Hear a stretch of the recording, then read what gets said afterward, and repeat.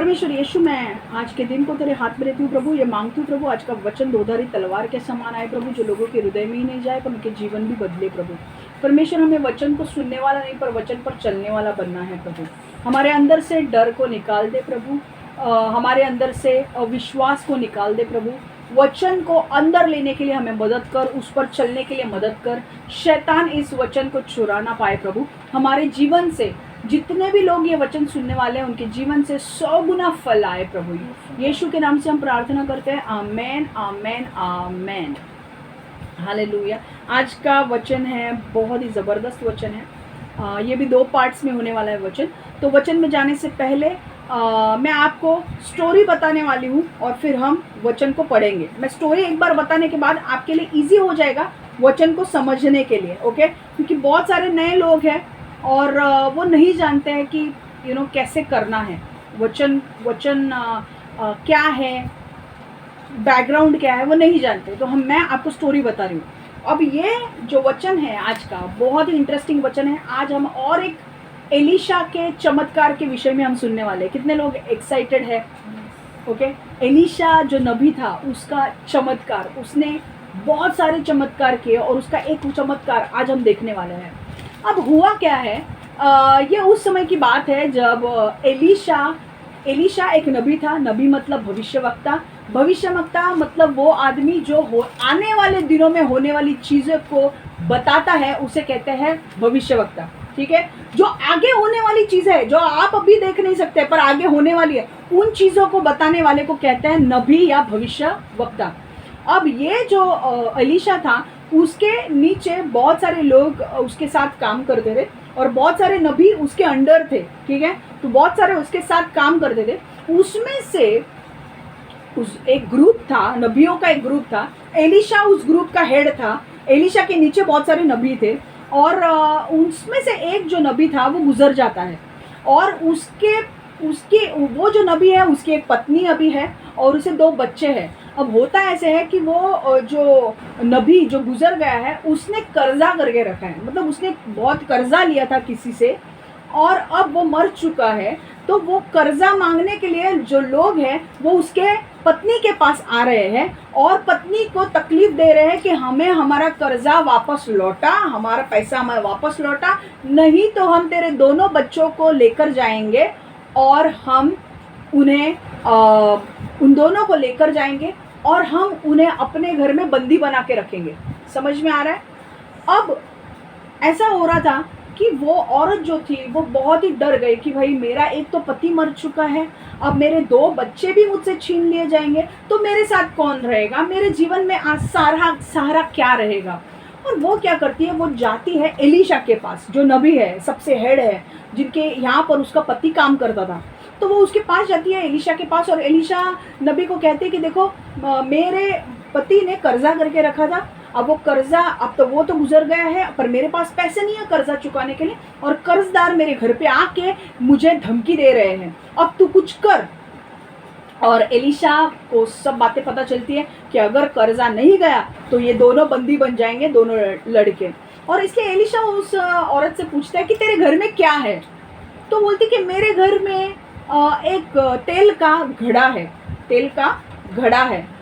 तो एलीशा कहता है ठीक है, उस तेल के घड़े को एलीशा कहता है कि एक काम कर, आसपास के पड़ोसी लोगों के पास जाकर, तेरे आसपास में जितने पड़ोसी लोग हैं उनके पास जा और बड़े बड़े बर्तन या घड़ों को, बड़े बड़े बर्तनों को या कटोरियों को इकट्ठा कर।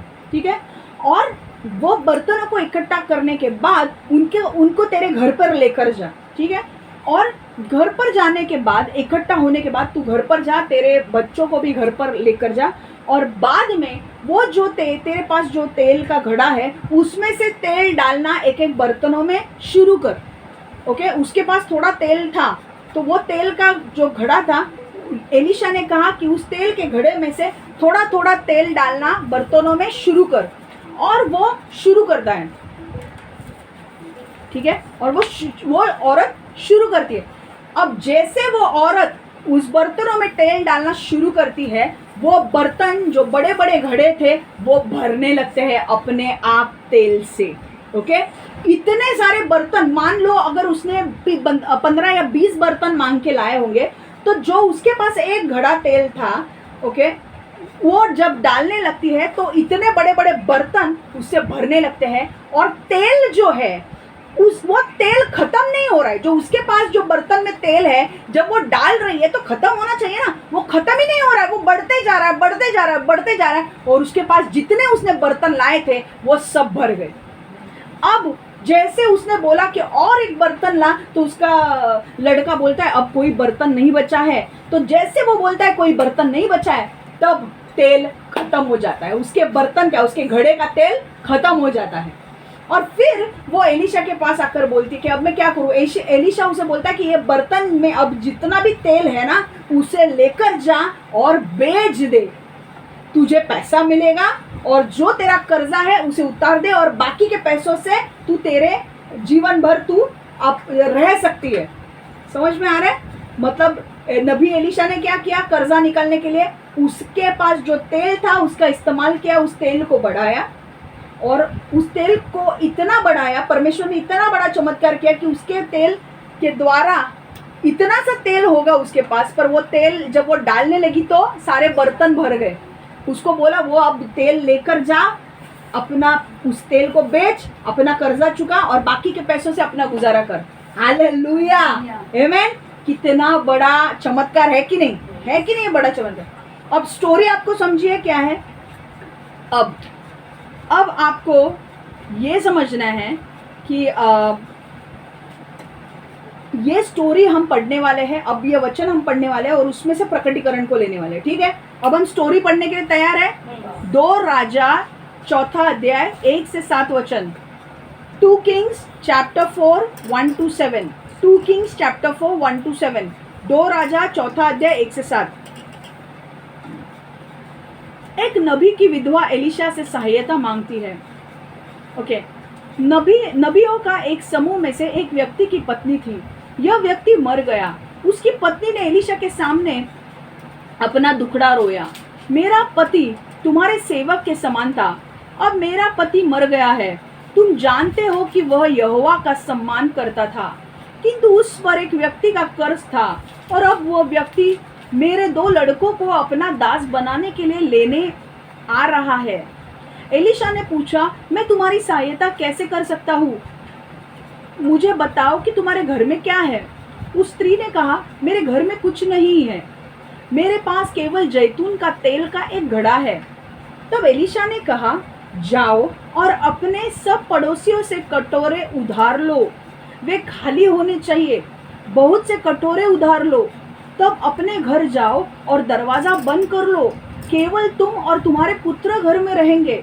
तब इन सब कटोरों में तेल डालो और उन कटोरों को भरो और एक अलग स्थान पर रखो। अतः वह स्त्री एलिशा के यहाँ से चली गई, अपने घर पहुंची और दरवाजा बंद कर लिए। केवल वह और उसके पुत्र घर में थे। उसके पुत्र कटोरे उसके पास लाए और उसने तेल डाला। उसने बहुत से कटोरे भरे। अतः उसने अपने पुत्र से कहा, मेरे पास दूसरा कटोरा लाओ, किंतु सभी प्याले भर चुके थे। पुत्र में से एक ने उसे स्त्री से कहा, अब कोई कटोरा नहीं रह गया। उस समय घड़े का तेल खत्म हो चुका था। तब वह स्त्री आई और उसने परमेश्वर के जन एलिशा से यह घटना बताई। एलिशा ने उससे कहा, जाओ तेल को बेच दो और अपना कर्ज लौटा दो। जब तुम तेल को बेच चुकोगी और अपना कर्ज लौटा चुकोगी, तब तुम्हारा और तुम्हारे पुत्रों का गुजारा बची रकम से होगा। समझ में आया स्टोरी? सबको स्टोरी क्लियर है? अब प्रकटीकरण में जाए, अब समझ में आए इससे हमें क्या सीखना है, हम समझेंगे। Okay, ready? पहला पॉइंट, दूसरा वचन हम देखेंगे, दूसरा वचन हम पढ़ेंगे। एलिशा ने पूछा, मैं तुम्हारी सहायता कैसे कर सकता हूँ? मुझे बताओ कि तुम्हारे घर में क्या है। उस स्त्री ने कहा, मेरे घर में कुछ नहीं, मेरे पास केवल जैतून का तेल का एक घड़ा है। ओके, जब एलिशा ने उसे पूछा, अब वो स्त्री आती है एलिशा के पास और बोलती है कि मैं तो कर्जे में हूँ, तू मुझे मदद कर कि मैं मेरा कर्जा कैसे निकालूं। और एलिशा क्या कहता है, इधर देखो सब लोग, एलिशा क्या कहता है, एलिशा कहता है कि तेरे घर पे क्या है, और वो बोलती है मेरे घर में एक जैतून के तेल का घड़ा है। ओके, अब मैं जो बताने वाली हूँ उसे अच्छी तरह से समझो, क्योंकि ये पॉइंट अगर नहीं समझा तो आपको कुछ समझ में नहीं आएगा। समझो अभी। अब पहला पॉइंट जो हमें समझना है वो ये है, आपकी समस्या को हल करने के लिए परमेश्वर को ज़्यादा की ज़रूरत नहीं है। आपकी समस्या को हल करने के लिए परमेश्वर को ज़्यादा की ज़रूरत नहीं है। God doesn't need much to solve your problem. Okay, God doesn't need much to solve your problem. Okay, हमको लगता है कि अरे बाबा हमारा प्रॉब्लम इतना बड़ा है तो परमेश्वर को कितना बड़े चीज़ की ज़रूरत होगी। परमेश्वर इतना बड़ा कुछ नहीं चाहता है। आमीन। मैं बताती हूँ आपको कैसे छोटे का इस्तेमाल करके वो आपका प्रॉब्लम हल कर सकता है। देखो, जब एलिशा ने विधवा से पूछा कि तेरे घर में क्या है, तो विधवा ने बोला मेरे पास एक घड़ा है। ठीक है, अब घड़ा को शब्द याद रखो, क्या रखेंगे, घड़ा। ठीक है, अब इंग्लिश वर्जन में अगर आप देखोगे तो वहां पे लिखा है I have a jar of oil. क्या बोला है, जार। और दूसरे वर्जन इंग्लिश में लिखा है pot of oil, I have a pot of oil. तो क्या क्या शब्द हमने देखे, घड़ा, जार, पॉट। ठीक है, और एक शब्द मराठी में लिखा है तेलाचा बुदला, तुमच्याकडे तेलाचा बुदला होता। ठीक है, तो 4 शब्द क्या हुए, घड़ा, बुदला, जार और पॉट। अब आपको मैं एक चीज़ बोलना चाहती हूँ, आपके दिमाग में क्या आता है जब ये घड़ा के बारे में आप सोचते हो, पॉट या जार के बारे में आप सोचते हो, या आप बुदला के बारे में सोचते हो, आपके दिमाग में क्या आता है, कितना बड़ा कटोरा उसके पास वो होगा, मुझे बताओ। विधवा के पास कितना बड़ा कटोरा होगा, आपके अनुमान लगा के आप मुझे बोल सकते हैं। तुम किती मोठा असेल, कितना बड़ा होगा वो, मोठा नहीं, सांग ना, तू सांग। 7 मीटर। कितना, इतना होगा, इतना घड़ा बोल रही हूँ मैं, घड़ा इतना बड़ा होगा। हाँ। अब मैं आपको बोलूँ इतना बड़ा घड़ा नहीं था। आपको मैं एक ये बोलना चाहती हूँ, जब हम पॉट, जार, घड़ा या बुदला के बारे में जब सोचते हैं तो हमको लगता है उसके पास बहुत कुछ बड़ा था, पर उसके पास बड़ा नहीं था। ओके, मैं आपको बोलती हूँ, इब्रानी शब्द जार में, इब्रानी को अगर इब्रानी भाषा में अगर जार का मतलब समझ में आ जाए तो इब्रानी भाषा में जार का मतलब है फ्लास्क। फ्लास्क मतलब कुप्पी मतलब छोटी सी बोतल, छोटी बोतल। ओके, घड़ा। हाँ, देखो सुनो, हम लोग को पॉट या जार या घड़ा या बुदला देख के हमको लगता है अरे कुछ बड़ा कुछ होगा, पर ऐसा नहीं था। एक बात हमेशा ध्यान में रखो, हम बाइबल जो है, पुराना जो करार है वो इब्रानी भाषा में लिखा गया है और नया नियम जो है वो ग्रीक भाषा में लिखा गया है। तो क्या होता है, कभी कभी इब्रानी भाषा से ट्रांसलेट करके जब हम हिंदी, इंग्लिश या मराठी में पढ़ते हैं तो कई बार ट्रांसलेशन गलत भी होते हैं। ओके, इब्रानी भाषा का ट्रांसलेशन वहाँ पे नहीं आता है, इसलिए कई बार गलत तरीके से ट्रांसलेशन हो जाता है। इसलिए बहुत से स्कॉलर लोग क्या करते हैं, ओरिजिनल कौन से भाषा में बाइबल लिखा गया है उसकी ओर देखते हैं। और जब इब्रानियों में वो जार के बारे में देखा गया कि जार को इब्रानी भाषा में क्या बोलते हैं, तो वहां पर पता चला उसे बोलते हैं फ्लास्क, मतलब छोटी सी कुप्पी। समझ में आया? तो एक्चुअल में छोटी बोतल, एक्चुअल में वो औरत के पास बहुत छोटी कुप्पी थी तेल की और उसमें से थोड़ा सा ही तेल था। समझ में आ रहा है? इतना समझा आपको? अब एलिशा ने उसे आदेश दिया कि इस छोटी सी तेल की कुप्पी में से तू बड़े बड़े बर्तनों को भर। समझ में आ रहा है? फक्त त्या छोट्या बॉटलीमध्ये फक्त एकच तेल होता। हाँ, मतलब थोड़ा सा होता है एकदम। उस तेल की बोतल में, वो जो कुप्पी थी उस कुप्पी में बहुत थोड़ा तेल था। मैं आपको बताने वाली हूँ कितना था। बहुत थोड़ा तेल था, एकदम थोड़ा तेल। और वो तेल से उसे क्या करना था, वो तेल, वो थोड़ा सा छोटा तेल होगा, थोड़ा सा तेल, वो कुप्पी, वो बोतल, छोटी बोतल को लेकर उसको डालना था किसमें, बड़े बर्तनों में। और वो क्या करने लगी, वो छोटा सा तेल की कुप्पी लेकर वो बड़े बर्तनों में डालने लगी। और जैसे वो डालने लगी, वो छोटी कुप्पी का तेल खत्म ही नहीं हो रहा था। हालेलुया। खत्म होना चाहिए कि नहीं, है कि नहीं? इतना सही अगर तेल है, अगर मैं बड़े बर्तन में डालूं तो वो खत्म होना चाहिए कि नहीं, पर वो खत्म ही नहीं हो रहा था। वो बढ़ता जा रहा है, बढ़ता जा रहा है। उसके पास एक बर्तन है, वो भर गया, दूसरा बर्तन भर गया, तीसरी कटोरी भर गई, वो खत्म ही नहीं हो रहा है। हालेलुया। समझ में आ रहा है? देखो, मतलब जादू से होता है। जादू नहीं, चमत्कार। परमेश्वर ने चमत्कार किया। हालेलुया। परमेश्वर ने चमत्कार किया। वो छोटे कुप्पी का तेल को बढ़ाते गया, बढ़ाते गया, बढ़ाते गया।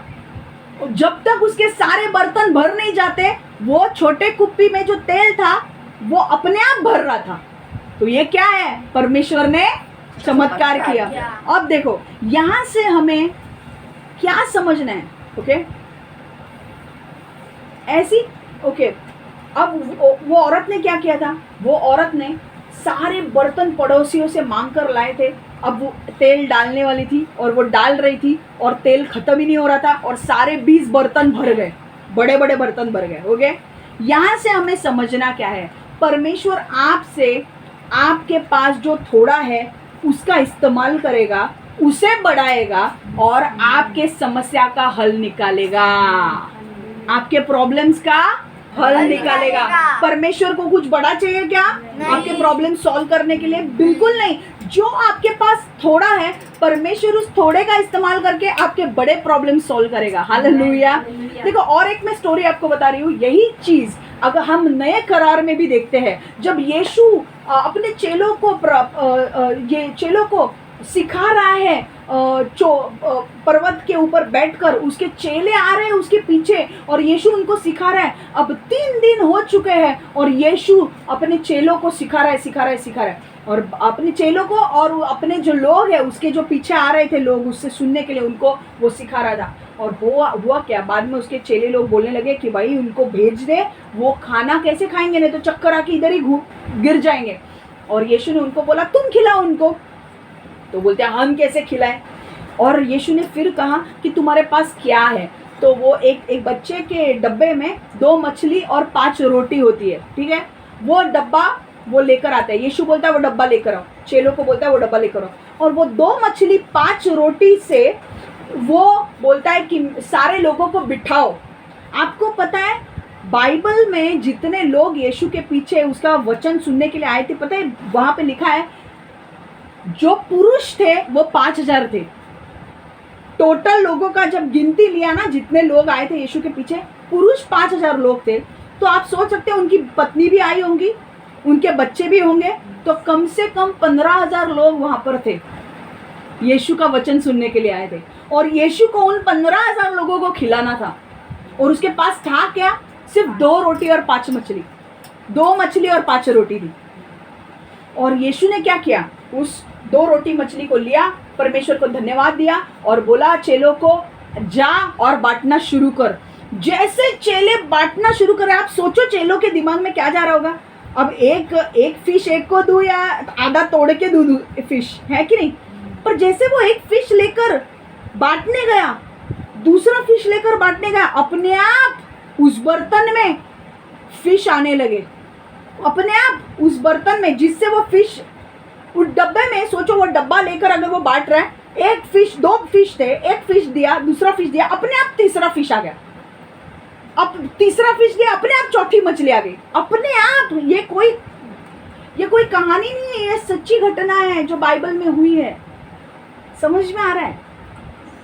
और वो एक एक करके देने लगे, 15,000 लोगों को मछली और रोटी बांटी। हालेलुया। और आपको पता है इतना ही नहीं, 15,000 लोगों को खाना तो खिलाया, उसके बाद 12 टोकरियां बची थी मछली और रोटी की। मतलब कितना खाना बचा हुआ था। परमेश्वर क्या करता है, बहुगुणित करता है, जो आपके पास है उसे वो बढ़ाएगा। हालेलुया, आमेन। तो देखो, आपको आश्चर्य होगा कि परमेश्वर आपके पास जो थोड़ा है उसके साथ क्या कर सकता है। आमेन। तो आज अगर आप सोच रहे हो कि आपके पास थोड़ा है, आपके पास थोड़ा विश्वास है, आपके पास थोड़े पैसे हैं, आपके पास थोड़ा प्रेम है, उस चीज़ों को परमेश्वर के पास लेकर आओ। हालेलुया। वो चीज़ों को परमेश्वर के पास लेकर आओ। जो आपके पास थोड़ा है वो परमेश्वर के पास लेकर आओ और परमेश्वर उन चीज़ों को बढ़ाएगा। हालेलुया, आमेन। वो औरत ने क्या किया? तेल की कुप्पी कितनी थी? इतनी सी थी। वो उसने परमेश्वर के पास लेकर आई। उसने क्या किया? वो तेल की कुप्पी, नबी ने बोला है ना, वो तेल की कुप्पी ने उसने बोला चलो मैं, मेरे पास ये है ना, मैं इसका इस्तेमाल कर दूँ। पर परमेश्वर ने उस तेल के कुप्पी में इतना तेल भरते गया, इतना तेल भरते गया कि वो तेल के कुप्पी का तेल खत्म ही नहीं हो रहा था। हालेलुया। आज मैं नहीं जानती कि परमेश्वर आपको क्या करने के लिए कह रहा है। I don't know what God is talking to you about. Okay, what does God want you to do? I don't know. मुझे नहीं पता कि तुम्हें परमेश्वर क्या करने के लिए बोल रहा है। I don't no. शायद कुछ करने के लिए बोल रहा होगा और आपको ऐसा लग रहा हो कि यार मेरे पास तो इतना कुछ है नहीं। परमेश्वर आपको बोल रहा होगा एक बिजनेस स्टार्ट करने के लिए, पर आप बोल रहे होगे अरे मेरे पास तो कुछ भी पैसे नहीं है। शायद परमेश्वर आपको कोई कुछ और चीज़ करने के लिए कह रहा होगा, पर आप बोल रहे हो कि भाई ये चीज़ तो बहुत डिफिकल्ट है, मेरे अंदर उतना विश्वास नहीं है। आज परमेश्वर बोल रहा है तेरे पास थोड़ा विश्वास है, वो थोड़ा विश्वास मेरे पास लेकर आ। मैं उस थोड़े विश्वास को बढ़ाऊंगा और बढ़ाऊंगा और मैं तेरे समस्या का हल निकालूंगा। हालेलुया, आमेन। जो थोड़ा तेरे पास है उसे तू मेरे पास लेकर आ। 2 मछली 5 रोटी जब उसने लाया तो 2 मछली 5 रोटी कितने बड़े 15,000 लोगों ने खाया। हालेलुया। तो क्या हुआ? परमेश्वर ने क्या किया? जादू नहीं किया, चमत्कार किया। हालेलुया, आमेन। हमारा परमेश्वर यीशु चमत्कार करता है, करता है कि नहीं? यस। तो आपके जीवन में करेगा चमत्कार। मैं यहाँ पे ये इसलिए बोल रही हूँ क्योंकि मेरे सामने छोटे बच्चे भी बैठे हैं ताकि उनको भी ये स्टोरी समझ में आए। ओके, सो मुझे ये आपसे कहना है कि आज आपके पास जो थोड़ा है, God doesn't need much to solve your problem. God just need small things of yours. If you have a small faith, if you have small love, if you have a little love, small faith and little money, bring it to God and he will multiply it and he will solve all your problems. Amen. वो आपके सारे स्थिति को, जो आपके पास थोड़ा है उसे लेकर आओ, परमेश्वर के सामने दो, परमेश्वर के सामने दो और परमेश्वर उसका इस्तेमाल करके आपके बड़े बड़े समस्या का समाधान करेगा। हालेलुया, आमेन। समझ में आया ये पॉइंट? तो यहाँ से हमें क्या सीखना है? आपकी समस्या को हल करने के लिए परमेश्वर को ज्यादा की जरूरत नहीं है। God doesn't need much to solve your problem. ठीक है, उसके तेल के, इतनी सी तेल के कुप्पी से इतने बर्तन भर गए, उसने वो तेल बेचा और इतना पैसा कमाया। हालेलुया। जो चीज तुम्हारे पास है उसे परमेश्वर के पास लेकर आओ, वो इतने से चीज को बढ़ाएगा। हालेलुया। इतना सा अगर आपके पास विश्वास है ना, उस विश्वास को परमेश्वर बढ़ाएगा। अगर आपके पास इतना सा ही पैसा है, उस पैसे को परमेश्वर के पास लेकर आओ, वो परमेश्वर, जब वो पैसे के ऊपर परमेश्वर अभिषेक देगा, वो पैसा बढ़ाएगा। हालेलुया, आमेन। आगे बढ़ते हैं नेक्स्ट पॉइंट पे। वचन 4 हम पढ़ेंगे। मजा आ रहा है क्या? चौथा पॉइंट हम देखेंगे। तब अपने घर जाओ और दरवाजा बंद कर लो, केवल तुम और तुम्हारे पुत्र घर में रहेंगे। तब इन सब कटोरों में तेल डालो और उन कटोरों को भरो और अलग स्थान पर रखो। अब यहाँ पर क्या बोला एलीशा ने? देखो, एलीशा ने बोला कि तेरे पास तेल की कुप्पी है ना, ठीक है, एक काम कर, अब तू क्या कर, सारे आस पड़ोस में जाकर बड़े बड़े कटोरे मांग के ला और वो खाली होने चाहिए और तेरे घर में रख दे। पर वो इकट्ठा करने के बाद सिर्फ तू अंदर जा, तेरे बच्चों को सिर्फ अंदर आने दे और दरवाजा बंद कर। ठीक है, दरवाजा बंद कर। अब इसका मतलब क्या है? ये पॉइंट दूसरा हमें क्या समझना है? देखो, परमेश्वर हमेशा सार्वजनिक चमत्कार में नहीं होते हैं। परमेश्वर हमेशा सार्वजनिक चमत्कार नहीं करते हैं। समझ में आ रहा है? God isn't always into public miracles. God isn't always into public miracles. इसमें से हमें क्या सीखना है? देखो, जब एलीशा ने विधवा से कहा कि तुम्हारे पास क्या है, विधवा ने कहा मेरे पास तेल की एक छोटी कुप्पी है, एलिशा ने कहा एक काम कर, जा आस पड़ोस में सारे कटोरों को इकट्ठा कर, तू कटोरों को इकट्ठा करने के बाद अपने घर में जा, तू अपने घर में जा, अपने बच्चों को अपने साथ रख और दरवाजा बंद कर ले, दरवाजा बंद कर ले। इसका मतलब क्या कि कोई तीसरा व्यक्ति तू तेरे और तेरे बच्चों के व्यतिरिक्त तीसरा व्यक्ति आना नहीं चाहिए। ओके, सिर्फ तुम लोग तीनों ही रहने चाहिए घर पे, ठीक है। और अब आप सोच सकते हो नबी एलिशा के पास ये बहुत अच्छा मौका था, अवसर था कि वो आजू बाजू के लोगों को दिखा सकता था कि मेरा परमेश्वर कितना बड़ा है और कितना शक्तिशाली है। और अगर वो बोलता इस विधवा को कि तू बाहर सारे कटोरों को लेकर आ और कुप्पी में से तेल डालना शुरू कर, तो बाहर के लोग भी देखते कि नहीं। और ये मौका था कि नहीं एलिशा के पास कि सबको दिखाने का, पर एलिशा ने ऐसा नहीं किया। एलिशा ने क्या बोला, कटोरों को लेकर अंदर जा और तू अंदर जा, तेरे बच्चों को ले और दरवाजा बंद कर, क्योंकि मुझे वो चमत्कार सबके सामने नहीं करना है। समझ में आ गया? देखो, आजकल अगर आप सोशल मीडिया पे देखोगे, यूट्यूब पे देखोगे, आपको बहुत सारी गवाहियां मिलेंगी। ओके, गवाही अगर आपको चेक करनी है, मुझे मेरा घर कैसे मिला, आप अगर टाइप करो मुझे मेरा घर कैसे मिला, आपको बहुत सारे लोगों की गवाही, क्रिश्चियन लोगों की गवाही मिलेगी कि कैसे उनको परमेश्वर ने घर दिया, कैसे परमेश्वर ने उनको जॉब दिया, कैसे उनकी शादी हो गई। अलग अलग गवाही है, ठीक है। और जब हम गवाही देखते भी है जब लोगों की, तो हमारे अंदर एक विश्वास पैदा होता है, हमारे अंदर एक एनकरेजमेंट, प्रोत्साहन हमको मिलता है, एक एनकरेजमेंट मिलता है कि भाई अगर उनके लाइफ में किया है परमेश्वर ने, उनके जीवन में परमेश्वर ने इतने बड़े चमत्कार किए, तो हमारे जीवन में भी परमेश्वर चमत्कार कर सकता है कि नहीं। इसलिए हमें आगे बढ़ने के लिए क्या मिलता है, प्रोत्साहन मिलता है कि नहीं। अभी शायद से नहीं हुआ है, पर ये औरत के जीवन में हो गया ना, इसे अच्छा जॉब मिला ना, मुझे भी मिल सकता है। इसकी शादी हुई ना, तो मेरी भी हो सकती है। इसके जीवन में इसे पैसा, इसका घर हो गया ना, तो मेरा भी घर हो सकता है। परमेश्वर ने इसको घर दिया तो मेरा भी घर हो सकता है। पर यहाँ पर आज मुझे एक चीज़ बोलने की ज़रूरत है आपको कि हर चमत्कार जो परमेश्वर आपको देता है, हर गवाही जो आपके जीवन में आती है, उसे हर वक्त हर व्यक्ति के साथ बांटनी ज़रूरी नहीं है।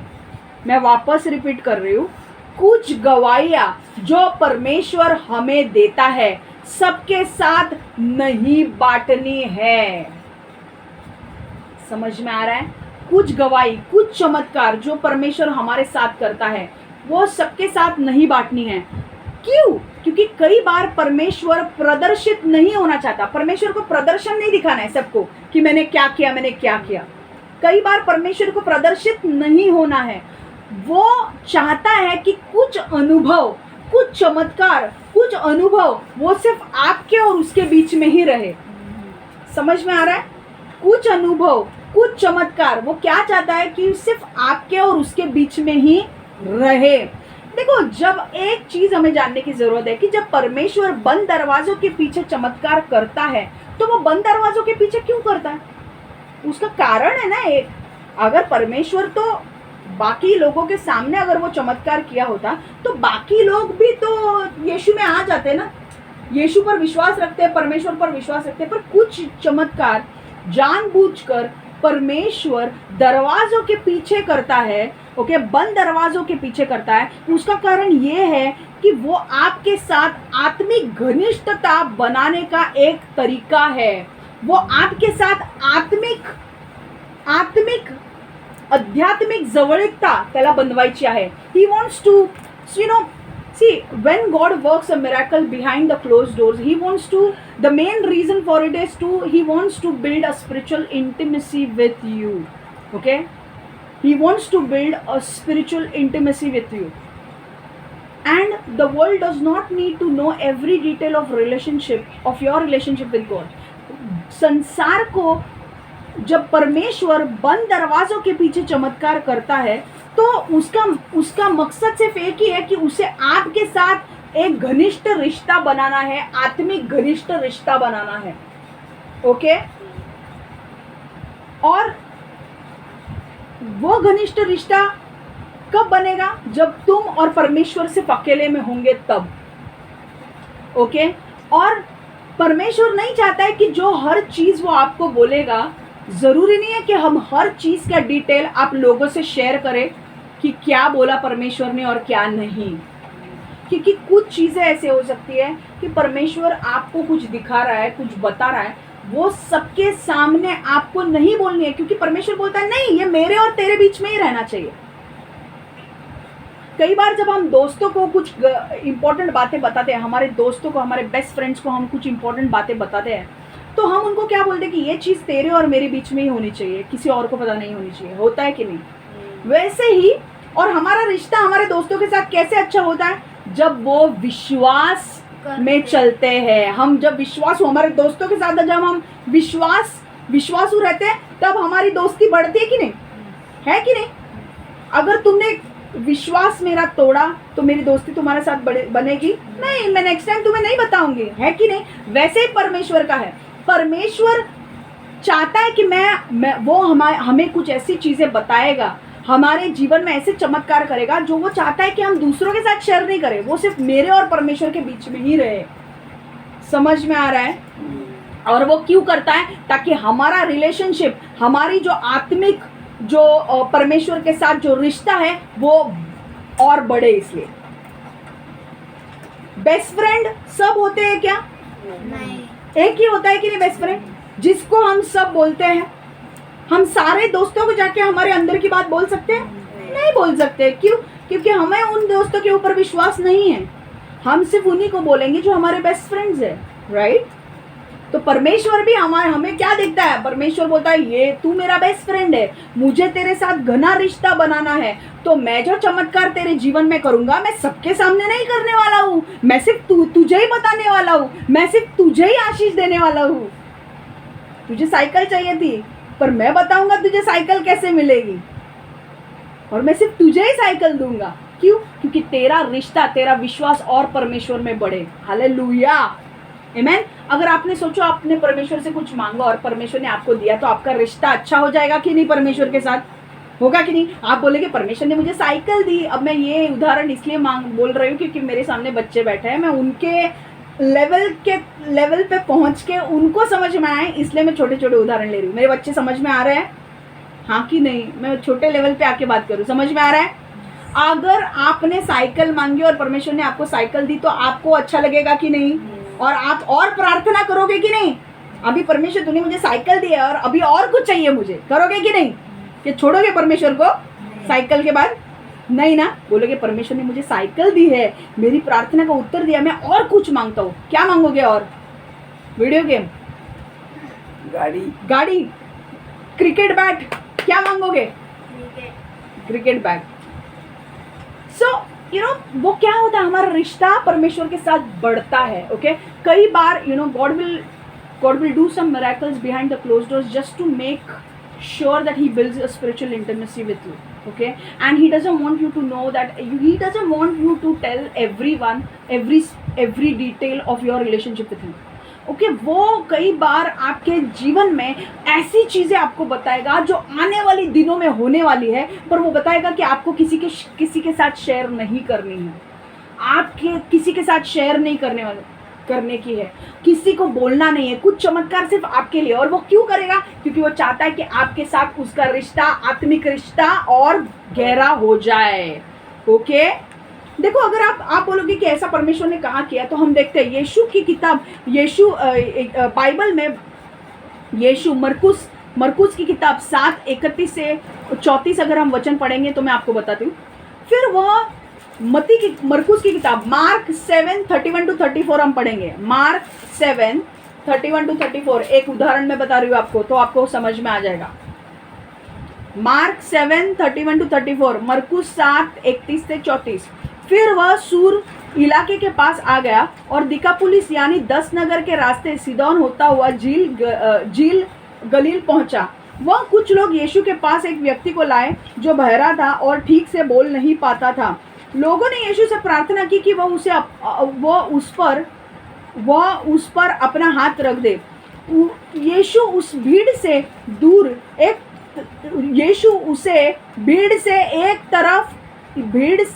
एक तरफ ले गया। यीशु ने क्या किया?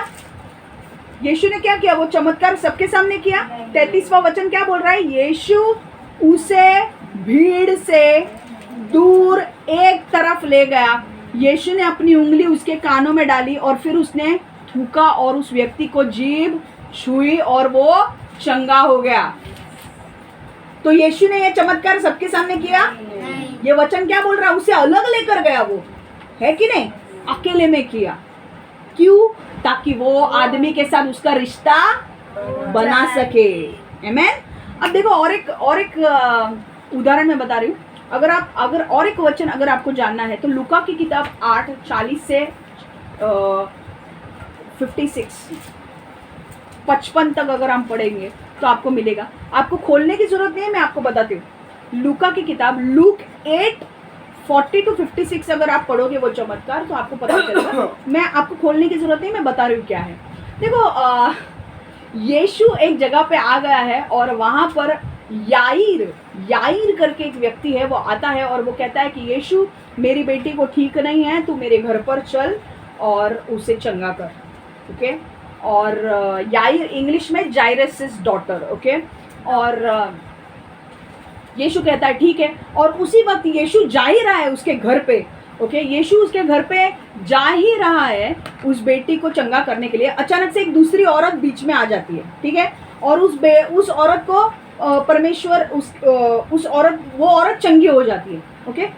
अब बीच में ऐसा हो जाता है कि वहाँ से एक व्यक्ति आता है और वो कहता है याईर को कि याईर, यीशु को घर पे आने की जरूरत नहीं है, तेरी बेटी मर चुकी है, तेरी बेटी मर चुकी है।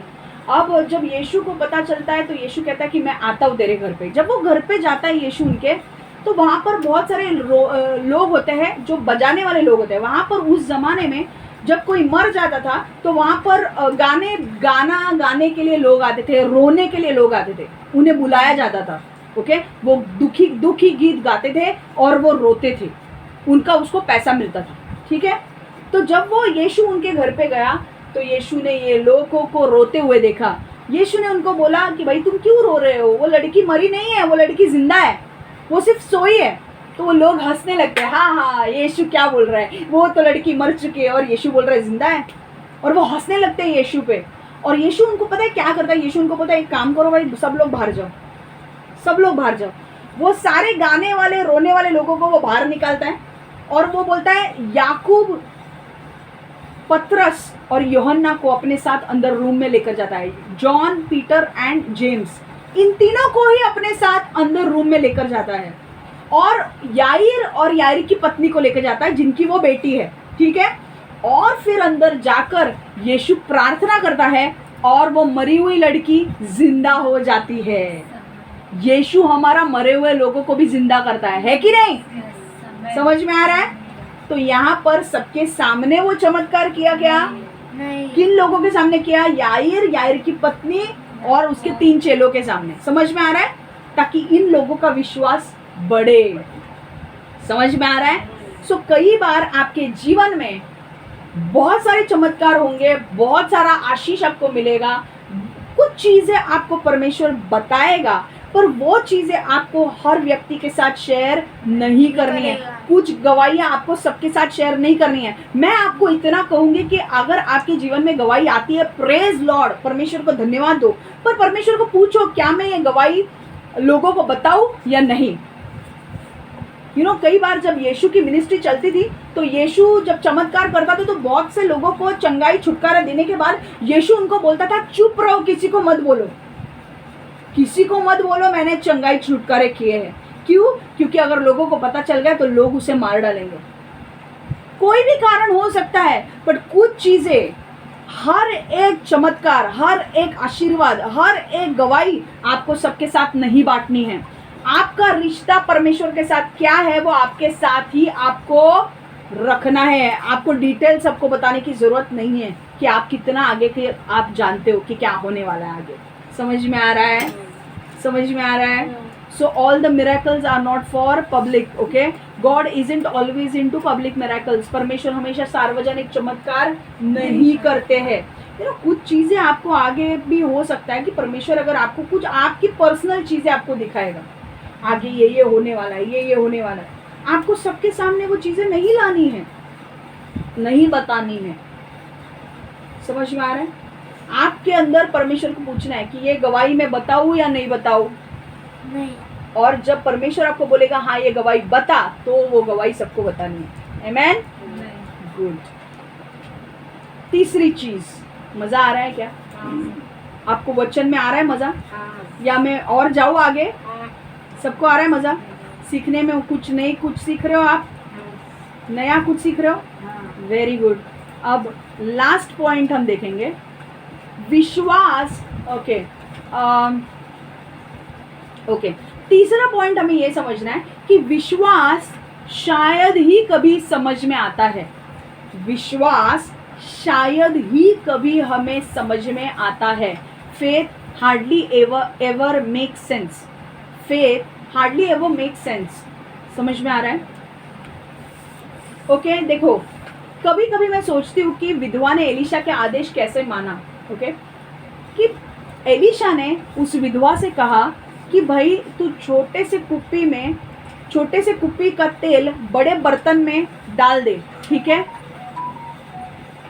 अब मुझे एलीशा ने कभी कभी मैं सोचती हूँ कि एलीशा ने जो उसे कहा था वो औरत को करने के लिए, वो औरत ने कैसे किया? वो विधवा ने, उसे क्या कहा गया था? विधवा को बोला गया था कि तेरे छोटे कुप्पी का तेल जो है वो बड़े बर्तनों में डाल। अब 2 मिनट के लिए सोचो कि आप वो विधवा हो। 2 मिनट के लिए सोचो, आप वो विधवा हो और मैंने आपको बोला है कि आस पड़ोस में जाओ, बड़े बड़े बर्तन जमा करो और अपने घर में रखो। और आपने अभी बड़े बर्तन जमा कर लिया और अब मेरे पास आते हो, अब बोलते हो मैं क्या करूं? अब मैं बोलती हूँ आपको, आपके पास वो छोटी सी बोतल है ना, ये छोटी सी आपके पास इतनी सी बोतल है ना, वो छोटी, ये छोटी बोतल लेकर वो बड़े बर्तनों में डाल। छोटी तेल, ये जो छोटा बोतल में जो तेल है वो बड़े बर्तनों में डालना शुरू कर। तो आप क्या बोलेंगे? आपको हंसी नहीं आएगी? अरे इतने बड़े बर्तन इतने छोटे बोतल से भरेंगे क्या? आपको नहीं लगेगा? आपको हंसी नहीं आएगी? आपको लगेगा कि ये पागलपन है कि नहीं? पर विश्वास ऐसे ही होता है। समझ में आ रहा है? विश्वास ऐसे ही होता है। विश्वास को हम समझ नहीं सकते। समझ में आ रहा है? आप सोचो, अगर आप यहाँ पे खड़े हो, अगर आपके आजू बाजू में इतने बर्तन भरे हुए, आपको हिलने की भी जगह नहीं, और आपके पास ये जो पेन है ना, इतनी सी बोतल है आपके पास, ये पेन के अंदर जितना तेल है ना, वो तेल आपको बड़े बड़े बर्तन में डालना है। और एलीशा ने कहा है जब तू तेल डालना शुरू करेगी ना, अपने आप वो बड़े बर्तन भर जाएंगे। आपको हंसी आएगी? आपको हंसी आएगी कि नहीं? आपको हंसी आएगी यार, हंसी आएगी आपको, है कि नहीं? आपको ये पागलपन लगेगा, इतने से बोतल में से कोई तेल जाएगा क्या?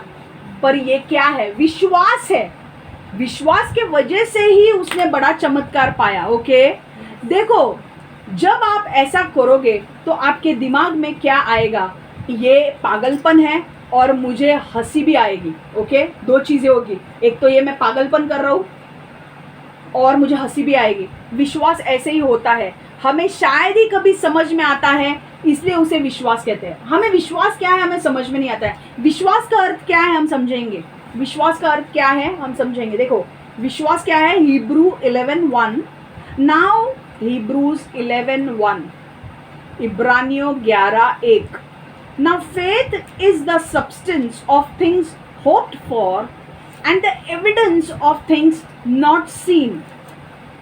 इब्रानी 11:1, विश्वास का अर्थ है जिसकी हम आशा करते हैं उसके लिए निश्चित होना, और विश्वास का अर्थ है कि हम चाहे किसी वस्तु को देख नहीं रहे हो, किंतु उसके अस्तित्व के विषय में निश्चित होना कि वह है। हालेलुया। विश्वास का अर्थ है जिसकी हम आशा करते हैं उसके लिए निश्चित होना। मतलब हमने, अगर हमारी आशा है कि मेरी शादी होगी, ओके, मेरी शादी, मैंने सपोज एक उदाहरण लेती हूँ कि विश्वास का अर्थ है कि हम एक उदाहरण से देखते हैं कि मैं बोल रही हूँ कि मेरी शादी होगी। ओके, मेरे अंदर ये आशा है कि मेरी शादी होगी और वो शादी होगी और मैं उसके लिए निश्चित हूँ। मुझे टेंशन लेने की जरूरत नहीं कि कैसे होगी, कब होगी। पर हुई है क्या अभी तक शादी? नहीं हुई है, पर मुझे विश्वास है कि मेरी शादी होगी। अगर दूसरा उदाहरण लेते हैं, अगर आपके पास पैसे नहीं है पर परमेश्वर आपको कहता है कि 1 महीने के अंदर आपका घर होगा, आपको विश्वास है कि परमेश्वर ने कहा है तो आपका घर होगा।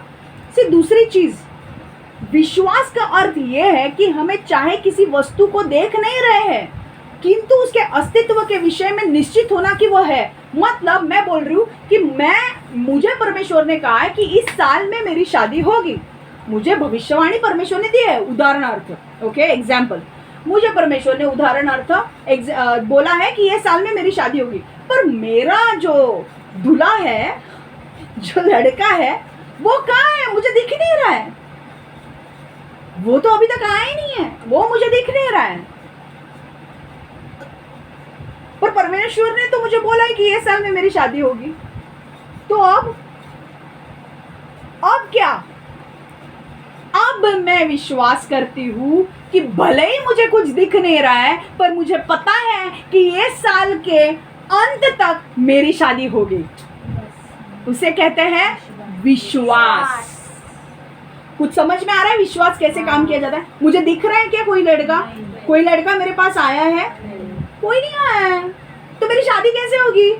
पर परमेश्वर ने बोला है ना, तो वो साल के अंदर परमेश्वर ने बोला है ना ये साल होगी तो होगी। इसे कहते हैं विश्वास। देखो, क्या ऐसी बात थी कि विधवा ने एलिशा ने दिए हुए जो आदेश था उसका पालन किया? क्यों विधवा ने एलिशा के आदेश का पालन किया? वो सोचती होगी ना एलिशा पागल है? नहीं, देखो एक चीज समझो, उस समय में इजराइल लोगों के उस समय नबियों को बहुत ही महत्वपूर्ण माना जाता था। उस टाइम में नबियों को बहुत महत्वपूर्ण माना जाता था इजराइल में, और नबी या भविष्यवक्ता परमेश्वर को दर्शाते थे। इसका मतलब नबी के मुंह से जो निकलता था वो व्यक्ति नहीं बोलता था, वो परमेश्वर खुद बोल रहा है। नबी अगर कुछ बोल रहा है उस समय में तो उसका अर्थ ये होता था कि परमेश्वर, अगर नबी कोई भविष्यवाणी देता था इसका अर्थ ये होता था कि कोई मनुष्य नहीं बोल रहा है, परमेश्वर उस भविष्यवक्ता के द्वारा बोल रहा है। समझ में आ रहा है? और अगर परमेश्वर कुछ बोलता है तो परमेश्वर करता है। यस, परमेश्वर अगर कुछ बोलता है तो परमेश्वर करता है। देखो, ये बात पर उस विधवा को विश्वास था कि परमेश्वर ने बोला है ना कि इस तेल के कुप्पी से बर्तन भरना शुरू कर, तो परमेश्वर इस तेल के कुप्पी में, इस छोटे से फ्लास्क में क्या देगा? तेल भी भरेगा। वो भरता जाएगा और मेरे सारे बर्तन भरेगा। समझ में आ रहा है? क्योंकि परमेश्वर ने बोला है। अगर हम एक वचन को देखेंगे, यशायाह 55 11वां वचन, यशायाह 55 11वां अध्याय, Isaiah 55:11, so shall my word be that goes forth from my mouth, it shall not return to me void. So shall my word be that goes forth from my mouth, it shall not return void, it shall not return to me void, but it shall accomplish what I please. It shall prosper in the thing for which I sent it. Hallelujah. इसका मतलब क्या है? देखो मैं बता दूं, ऐसा ही मेरे मुख में से मेरे शब्द निकलते हैं और जब तक घटनाओं को घटा नहीं लेते वापस नहीं आते हैं। मेरे शब्द ऐसे घटनाओं को घटाते हैं जिन्हें मैं घटवाना चाहता हूँ। मेरे शब्द वो सभी बातें पूरा करा लेते हैं जिनको करवाने को मैं उनको भेजता हूँ। मतलब शॉर्ट में परमेश्वर बोल रहा है, जो मैं बोलता हूँ वो मैं करता हूँ। मैंने अगर कुछ बोला है तो मैं उसे पूरा करूँगा। क्या मुझे दिख रहा है कोई लड़का? नहीं। किधर है? पता नहीं। मुझे कुछ बोला है क्या? नहीं। मुझे इतना ही बोला है कि ये साल में हो जाएगी, उदाहरण, पर मुझे दिख रहा है? नहीं। तो फिर पर परमेश्वर ने मुझे बोला है ना ये साल में हो जाएगी शादी। और परमेश्वर का वचन क्या बोलता है कि जो मैंने शब्द भेजा है उसे मैं पूरा करूँगा। तो मतलब ये होना चाहिए ना इस साल में शादी। तो लड़का किधर है? आएगा, उस टाइम तक आ जाएगा, राइट। जो लड़का है उसको परमेश्वर बात करेगा, उसको भेजेगा, है कि नहीं, और वो आ जाएगा, है कि नहीं।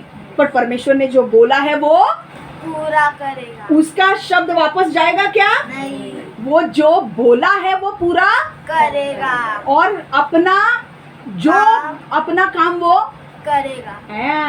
यस, समझ में आ रहा है। वाह, मेरे को ये छोटे बच्चे जो बोल रहे हैं ना, अच्छी एनर्जी मिल रही है। कविता की नींद उड़ गई, बहुत अच्छा लग रहा है मुझे छोटे बच्चों का सुन के, वो नींद नहीं ले रही है। वाह, समझ में आ रहा है।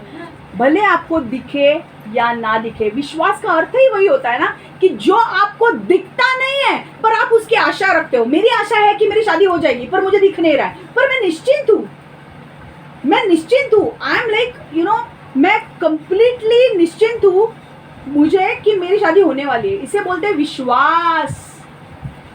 मुझे पता नहीं है मेरा घर कैसे होगा, मेरे पास पैसे भी नहीं है, पर परमेश्वर ने बोला है ना 1 महीने में हो जाएगा, तो 1 महीने में हो जाएगा। इसे बोलते हैं विश्वास। क्यों? क्योंकि जो परमेश्वर बोलता है उसे वो पूरा करता है। हालेलुया। परमेश्वर कोई मनुष्य है क्या जो बोल के मुकर जाएगा? हम लोग बोल के मुकर सकते हैं ना, पर परमेश्वर बदलेगा? परमेश्वर मनुष्य नहीं है ना, परमेश्वर परमेश्वर है, और जो वो बोलता है उसे वो पूरा करता है। समझ में आया? इसीलिए वो औरत ने ये बात को अच्छे से गार्ड बांध ली थी कि ये बात मुझे किसी आलतू फालतू व्यक्ति ने नहीं कही है, मुझे नबी एलीशा ने कही है। और नबी एलीशा अगर मुझे ये बात बोल रहा है तो नबी एलीशा नहीं बोल रहा है, परमेश्वर नबी एलीशा से बात कर रहा है। और नबी एलीशा ने अगर मुझे कहा है कि इस छोटे से तेल के कुप्पी में से बड़े बर्तनों को भरने के लिए शुरू कर, तो ये कुप्पी में भी तेल अपने आप भरता रहेगा और मेरे सारे बर्तन भर जाएंगे। हालेलुया। और वैसे ही हुआ। पर यहाँ से हमें समझने की क्या बात है? देखो एक बात, देखो कई बार जब परमेश्वर हमें कुछ करने के लिए कहता है तो हमें डायरेक्ट, जब परमेश्वर हमें कुछ करने के लिए कहता है ना, तो हमें ना समझ में नहीं आता है। हमें लगता है कि यार ये कैसे हम करेंगे, ये कैसे करेंगे। जब परमेश्वर ने अपने चेलों को कहा कि यहाँ पर 5000 लोग बैठे हैं, उनको तुम खिलाओ, तो चेले लोग बोलने लगे भाई मैं कहाँ से खिलाने वाला हूँ, सिर्फ 2 मछली और 5 रोटी है, उससे थोड़ी 5000 लोगों को मैं खिलाने वाला हूँ। समझ में नहीं आता है कि नहीं? जब परमेश्वर हमसे बात करता है कुछ करने के लिए, हमें समझ में नहीं आता कि यार परमेश्वर तू बोल तो रहा है शादी हो जाएगी ये साल में, उदाहरण में बोल रही हूँ, उदाहरण, मेरा जॉब मुझे मिल जाएगा या मेरी शादी हो जाएगी इस साल में, पर हमको कुछ दिख नहीं रहा है। पर परमेश्वर उस समय परमेश्वर असंभव को संभव करने वाला परमेश्वर है। एक बात हमें हमेशा ध्यान में रखनी है कि जब परमेश्वर आपको कोई भी भविष्यवाणी देता है तो वो यस एंड आमेन है और वो पूरी होने ही वाली है, उसमें कोई डाउट नहीं है। और परमेश्वर ने जब अपने चेलों को कहा 2 मछली 5 रोटी से भरो, उन 5000 लोगों को भरो, पेट भरो उनका, तो उनको समझ में नहीं आ रहा था मैं कैसे करूं। पर जब उन्होंने परमेश्वर के हाथ में दिया तो यीशु ने चमत्कार किया और 15000 लोगों को खिलाया। हालेलुया। जब हमारी चिंता हम परमेश्वर के हाथ में डालते हैं, मैं बोल रही हूँ परमेश्वर मुझे तो कोई दिख नहीं रहा है, कोई लड़का नहीं दिख रहा है, पर मैं बोल रही हूँ परमेश्वर तू जानता है कौन है वो लड़का, तू उसके अंदर कार्य कर, तू उसके अंदर बात कर, तो वो लड़का आएगा और फिर मेरी शादी हो जाएगी ये साल, है कि नहीं? है ना? तो जब हमारी तकलीफें हम परमेश्वर के हाथ में देते तो परमेश्वर ऐसे चुटकी में चीजें करेगा, है कि नहीं? पर एक चीज और मुझे आपको बतानी है कि यहाँ पर कई बार परमेश्वर आपको जब अगर आपको परमेश्वर ने कोई डायरेक्शन दे रहा है, कोई दिशा आपको दे रहा है कुछ करने के लिए, ओके, और परमेश्वर आपको बता रहा है कि तुझे आगे बढ़ने के लिए ये काम करना है, और वो काम आपको करने के लिए आपको विश्वास की ज़रूरत है, और आपको बहुत डर लग रहा है, आपको लग रहा है कि भाई मैं कैसे करूँ ये काम, क्योंकि ये तो बहुत टफ काम है।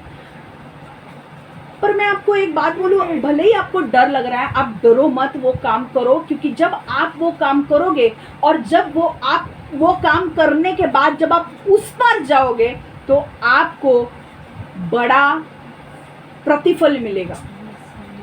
समझ में आ रहा है? जब वो औरत ने वो तेल के कुप्पी से, अगर वो तेल की कुप्पी ली होती उसने और वो ऐसे ही पकड़ के बैठी होती और वो बोलती मुझे नहीं पता रे वो तेल भरेगा कि नहीं, भरेगा कि नहीं, भरेगा कि नहीं, तो होता क्या, उसको चमत्कार मिलता?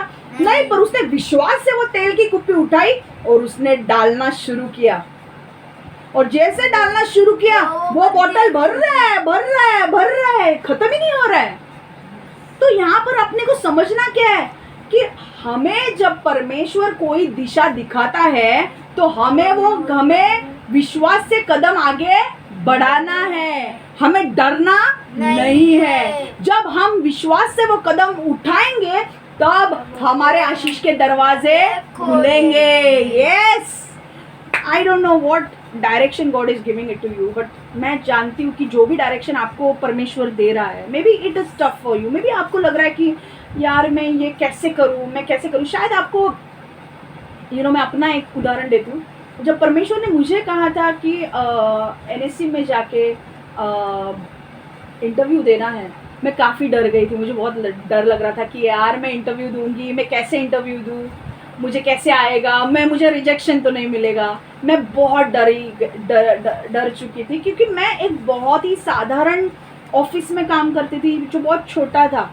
और आपको पता है, जब मुझे परमेश्वर ने कहा कि उस छोटे से ऑफिस में, आप यकीन नहीं मानोगे, मेरा एक रूम जैसा हमारा ऑफिस था और उसमें हम लोग 5-10 लोग बैठते थे। और उस ऑफिस में मुझे 2 साल परमेश्वर ने रखा, पर साइड बाय साइड मेरा MCA कंप्लीट करके लिया परमेश्वर ने मुझे बहुत क्लियरली कहा था कि तुझे तेरा MCA कंप्लीट करना है और तब तक तुझे इसी ऑफिस में चिपके रहना है। मैंने मेरा MCA तो कंप्लीट कर लिया। जब मेरा MCA कंप्लीट हो गया तो मैं परमेश्वर से डायरेक्शंस मांगने लगी कि परमेश्वर मुझे आगे क्या करना है, मतलब तू क्या चाहता है। मेरा MCA, तूने कहा था मुझे मेरा MCA कंप्लीट होने तक मुझे ये ऑफिस में रहना है, पर उसके बाद मैं क्या करूं। और तब परमेश्वर ने मुझे, जैसे मेरा MCA कंप्लीट हो गया, परमेश्वर ने 1-2 महीने बाद मुझे डायरेक्शन दिया कि तुझे अब एक इंटरव्यू के लिए जाना है। और वो इंटरव्यू का वॉक इन इंटरव्यू मुझे मेल आया था और परमेश्वर ने मुझे क्लियरली कहा कि तुझे इस कंपनी में इंटरव्यू देने के लिए जाना है। और मैं काफ़ी डरी हुई थी, मैं बहुत डरी हुई थी। मुझे ऐसा लग रहा था कि oh shit, I mean like मुझे ऐसा लग रहा था कि अरे यार मैं इंटरव्यू में फेल हो जाऊँ तो क्या होगा। एंड मुझे सच में, मैंने इतना पॉश कभी देखा नहीं था, इतना हाईफाई, इतना ये मैंने कभी ज़िंदगी में ऐसे लोगों के साथ कभी ज़्यादा मैं रही नहीं थी। मैं कभी इतने पॉश बिल्डिंग में कभी गई नहीं थी। और यहाँ पर परमेश्वर मुझे बोल रहा है कि वो इतने बड़े पॉश बिल्डिंग में तुझे जाके इंटरव्यू देना है। मैं बहुत डरी हुई थी, मैं सच में बोल रही हूँ, बहुत डरी हुई थी, क्योंकि मैं बहुत छोटे से जगह से आ रही थी। बट परमेश्वर हमारा बड़ा है, ओके। जब उसने मुझे सिर्फ एक ही बात कही थी कि अगर तू ये इंटरव्यू के लिए जाती है तो तू लिख के ले, तू ये इंटरव्यू पास करने वाली है और तुझे जॉब इस कंपनी में मिलने वाला है। तो ये चीज़ मुझे क्लियरली पता थी कि अगर मुझे सिर्फ थोड़ा डर जो था ना उसके साथ फाइट करनी थी। बाकी की चीज़ें मुझे पता थी कि भाई मुझे ये इंटरव्यू के लिए जाना है और मैं पास होने ही वाली हूँ। पर अंदर शैतान मेरे अंदर फाइट कर रहा था कि अरे यार मुझे रिजेक्शन मिला तो, मुझे रिजेक्शन मिला तो। पर मुझे पता था कि नहीं, परमेश्वर ने मुझे बोला है कि मुझे ये कंपनी में जॉब मिलेगा तो मुझे मिलेगा ही। सिर्फ मेरे अंदर वो जाने तक वो ना शैतान डर दे रहा था। शैतान चाहता था कि मैं इंटरव्यू के लिए ना जाऊँ। क्यों? क्योंकि उसे पता था कि ये इंटरव्यू के लिए परमेश्वर की बात मान के जाएगी तो इसको इंटरव्यू में पास होना ही है। और मैं आपको बताऊं, मैं डर के, भले ही डर के मैंने वो किया, पर मैंने किया। मैं अपने आप को सच में परमेश्वर को धन्यवाद देती हूँ। भले वो डर के मैंने वो चीज़ की, पर मैंने की और वो इट रियली पेड ऑफ। मतलब वो मेरे जीवन में सच में बड़ा आशीष बन गया। मतलब मैं जब इंटरव्यू देने के लिए गई, आप विश्वास नहीं कर सकते हो, वॉक इन इंटरव्यू था और सुबह 7 बजे से लोग आए थे और मैं वहाँ पर 1 बजे पहुँची थी। 4 बजे इंटरव्यू का सारा प्रोसेस ख़त्म होने वाला था, मैं वहाँ पे 1 बजे पहुँची थी। और मुझे याद है जब मैं गई वहाँ पे, मैंने फर्स्ट राउंड दिया, सेकेंड, मुझे लग रहा था मेरे फर्स्ट राउंड में ही मैं फेल हो जाऊँगी। पर मैं फर्स्ट राउंड देने के बाद मेरे आजू बाजू में ऐसे लोग थे जो बड़े बड़े कंपनी से इंटरव्यू देने के लिए आ रहे थे। भाई TCS है, बहुत बड़ी बड़ी कंपनी थी और मेरी कंपनी ऐसी थी जिसका नामो निशान कहीं नहीं था, जो कोई पहचानता भी नहीं था। पर मुझे इतना पता था कि मुझे परमेश्वर ने यहाँ पे भेजा है। और जब मैं इंटरव्यू देने के लिए गई तो मेरे सामने जब वो HR आके उसने मुझे बोला कि क्षमा कौन है, और मैंने कहा मैं हूँ। तो उसने कहा कि you just wait, rest will call you later. तो मतलब उसने कहा कि तू क्षमा, तू रुक, बाकी लोगों को उसने घर पे भेज दिया। वो फेल हो गए इंटरव्यू में, मैं पास हो गई। सेकेंड इंटरव्यू के लिए उसने मुझे बोला जाने के लिए, मैं सेकेंड इंटरव्यू में गई। सेकेंड इंटरव्यू में मैं पास हो गई, बाकी के लोग फेल हो गए। और मैंने कहा, और मैं लिटरली मैं आपको बोल रही हूँ, बाप रे, उधर इतने हाई फाई लोग थे। मैं ना इतने हाई फाई लोगों के साथ कभी नहीं रही हूँ, मैं ओपनली आपको बोल रही हूँ, मैं कभी नहीं रही हूँ इतने हाई फाई लोगों के साथ। मुझे अच्छा नहीं लगता इतने हाई फाई लोगों के साथ, क्योंकि मैं एक बहुत साधारण व्यक्ति हूँ। और लिटरली जब मैं गई, बहुत सारे हाई फाई लोग थे, बहुत सारे ज़्यादा पढ़े लिखे लोग थे, ज़्यादा क्वालिफिकेशन था, ज़्यादा एक्सपीरियंस था, पर उनमें और मुझ में एक ही डिफरेंस था कि मेरे साथ यीशु था, उनके साथ नहीं था। ओके, और यही मेरे फेवर में बात हो रही थी।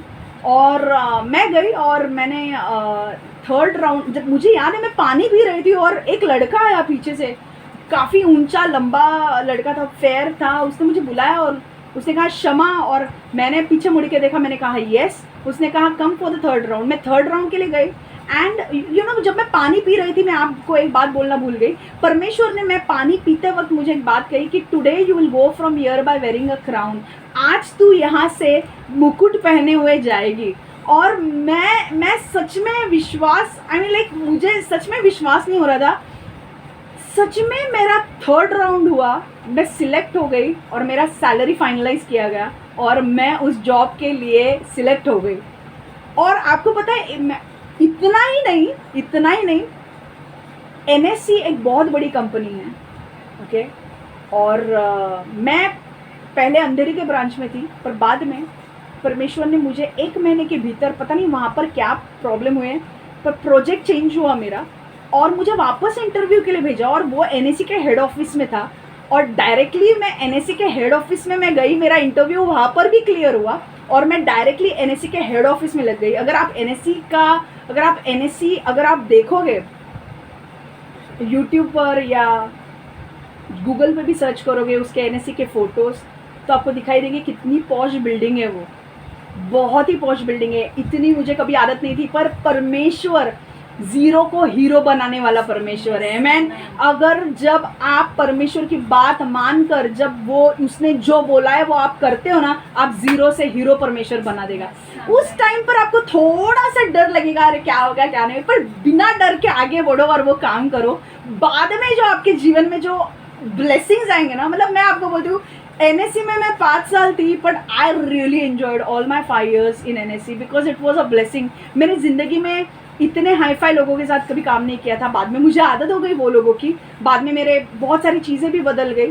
पर सच में परमेश्वर ना हमको, यू नो, परमेश्वर का एक वचन कहता है ना कि वो हमें राजा के सामने खड़ा करेगा। तो ये सच में होता है। यूसुफ को भी परमेश्वर, जेल में था यूसुफ, पर परमेश्वर का जब समय आया यूसुफ के यहाँ पे कि उसने राजा के सामने वो उसके सपनों का अर्थ बताया और राजा ने उसे गवर्नर बना दिया। तो वैसे ही परमेश्वर ने मुझे किया। परमेश्वर ने मुझे कहा था कि तू 2 साल MCA के ऊपर फोकस कर, तब तक तुझे यही कंपनी में रहना है। और जैसे ये हुआ, मुझे आपको एक बात भी बोलनी है कि मुझे ना MCA कंप्लीट करते करते मैं और एक इंटरव्यू के लिए गई थी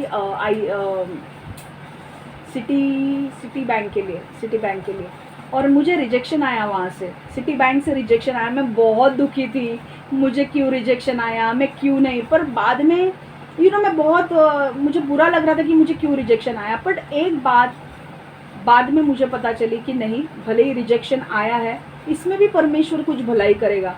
और बाद में मैंने परमेश्वर के प्लान के अनुसार मैं गई। दूसरा एक छोटे कंपनी थी, छोटे कंपनी में मुझे काम मिला। पर बाद में आपको पता है, मैं आपको एक बोलना चाहती हूँ कि जो एक फ्रेंड थी मेरी जो सिटी बैंक में सिलेक्ट हो गई थी, जब मैंने उसे कॉल किया और मैंने उसे बोला अरे वाह कैसे चल रहा है तेरा जॉब सिटी बैंक में, तो उसने बोला क्षमा, मेरी लाइफ में ना मेरे लिए खुद के लिए टाइम ही नहीं बचा है।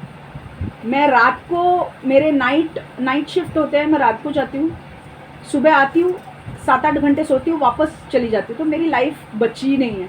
और मैंने उस वक्त जब मेरे फ्रेंड से ये बात सुनी तो मैंने परमेश्वर को धन्यवाद दिया कि धन्यवाद परमेश्वर, मुझे सिटी बैंक में जॉब नहीं दिया, वरना मुझे कुछ भी अपने लाइफ के लिए एंजॉय करने के लिए नहीं मिलता। कई बार परमेश्वर आपके जीवन में जो करता है ना, वो आपके भलाई के लिए करता है। पर मैं आपको बोलूँ, आपको जो भी डायरेक्शंस मिल रहे हैं परमेश्वर की ओर से, वो स्टेप लो, डरने की ज़रूरत नहीं है।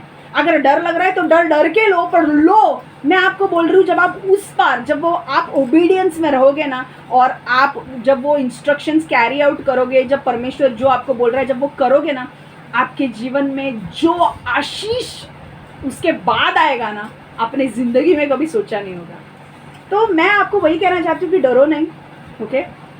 अगर आपके साथ परमेश्वर है तो आपको डरने की ज़रूरत नहीं है। मैं आपको बोलूँ, उस दिन जिस दिन मैं इंटरव्यू देने के लिए गई थी, परमेश्वर मेरे साथ था। मैं 1 बजे गई थी इंटरव्यू देने के लिए, और मैं 4 बजे, 4:30 बजे मेरे तीनों राउंड होकर मैं निकल गई। और वहाँ पर एक मेरी दोस्त हुई थी, जस्ट मैं उससे बात कर रही थी। मैंने उससे पूछा कि अरे यार तेरे इंटरव्यू का क्या हुआ, तो उसने मुझे बोला मेरे CV कहीं गुम हो गया है। मेरा CV राइट लोगों के हाथ में राइट टाइम पर पहुंचा, उन बाकी बहुत सारे लोगों का CV गुम गया। और वो लोग सुबह 7 बजे से आए थे और 4:30 बजे तक बैठे थे, एक भी राउंड उनकी कंप्लीट नहीं हुई थी। और मैं 1 बजे आकर 4:30 बजे तीनों राउंड देके कंप्लीट होके सिलेक्ट होके मैं चली गई। मैं आपको यही बताना चाहती हूँ कि जब आप विश्वास में परमेश्वर के साथ चलते हो ना, और उसकी हर बात, उसकी हर दिशा, हर डायरेक्शन के ऊपर चलते हो, भले वो टफ क्यों ना हो, पर आप चलते हो, परमेश्वर आपको उसका रिवॉर्ड ज़रूर देगा। सो मैं आपको इतना ही बोलना चाहती हूँ कि भले ही परमेश्वर आपको कुछ करने के लिए कह रहा हो और it doesn't make sense to you, it is not logical to you, आपको लग रहा है यार क्या होगा, मुझे रिजेक्शन मिलेगा, मेरा क्या होगा, मैं ये कैसे करूँ, वो कैसे करूँ, इतना सोचने से अच्छा है take a step, okay, and come out of that shell, okay, come out of that shell. कितना बड़ा कुछ परमेश्वर ने आपके लिए रखा है, वो आप महसूस करोगे। I am telling you, don't worry, don't be fearful, go with the flow, go with the flow. मैं भी डर गई थी, पर बाद में जैसे पहले उन लोगों को देखकर मैं डर गई थी, कितने हाई फाई ये वो, पर बाद में मैं उनके साथ जब रहने लगी तब मुझे पता चला ये भी तो नॉर्मली लोग हैं। मैं भी मेरे जैसे मेरा कपड़ा का रहन सहन सब बदल गया, उनके जैसे मैं थोड़ा हाई फाई हो गई, पर ये लोग भी नॉर्मली है। तो डरो मत, टेक अ स्टेप। जब आप वो ओबीडियंस का स्टेप लोगे, जो परमेश्वर आपको बोल रहा है, जब वो आप करोगे, मैं आपको बोल रही हूँ परमेश्वर आपके जीवन में कुछ बहुत बड़ा करेगा। अगर परमेश्वर आपको बोल रहा है US जाओ, अब जाओ US। अगर परमेश्वर बोल रहा है आपको इंडिया आओ, तो आओ इंडिया। अगर परमेश्वर बोल रहा है इस व्यक्ति से बात करो, तो उस व्यक्ति से बात करो, आपके दिन बदलेंगे। I am telling you. अगर परमेश्वर आपको बोल रहा है आपके जीवन में आपको ये करना है, तो आप करो। जो भी परमेश्वर आपको सूचना दे रहा है, डायरेक्शंस दे रहा है, उसे करो। It will bless you immensely. Okay? So don't always try to find logic in faith. You will never understand faith. Faith is beyond logic. Okay?